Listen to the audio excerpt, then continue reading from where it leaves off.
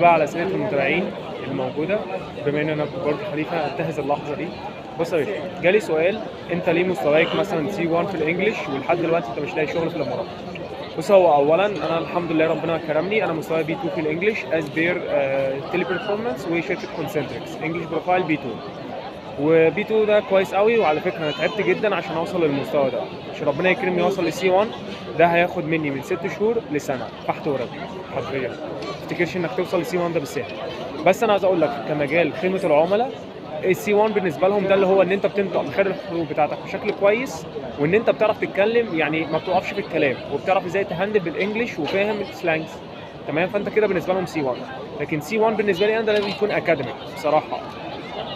طبعا الدراسه الاكاديميه لو انت بتفكر في السفر لاي دوله اجنبيه، فانا بفضل طبعا انك تحضر ايلتس توفل حاجات زي دي، او انك تدرس الانجليزي عموما. ده هيفرق معاك انت شخصيا. عمرك ما هتستثمر في اي لغه الا ما هتلاقي بينفيتس كتيره قوي ايا كان. السؤال الثاني: ليه انا هنا مش قادر ان انا الاقي شغل؟ بص، هو انا اقول لك على حاجه، هو هنا في شغل كتير جدا، لكن المنافسه مش طبيعيه، المنافسه شديده جدا. تمام، انت في ناس هنا بتشتغل بنص المرتب اللي انت بتشتغل بيه. تمام، فانا لما بدخل انترفيو، انا قبل كده كنت في انترفيو، دخلت فاينل. تمام، بنجوشيت على سالري معين. بكل بساطه انا بقى كام واحد؟ احنا كنا 2، بس كان كام قدامنا؟ كام واحد ده وصل الفاينل؟ 8 دول منهم 4 نود و4 فلبينيين، اللي هم في الغالب هم اللي بيشتغلوا. ليه؟ لان احنا بنجوشيت على سالري اعلى. هو بيتقال له السالري قد كده، بيقول له حاضر ويمضي عليه، لكن احنا بنجوشيت لا على حاجه اعلى. اول سؤال، تاني سؤال بيساله لك هو ايه؟ اول سؤال بيساله لك هو ايه المرتب المتوقع؟ فانت بتقول له المرتب بتاعك. انا مثلا بسعى من حاجه من 5 اب تو 7، او من 5 اب تو 6.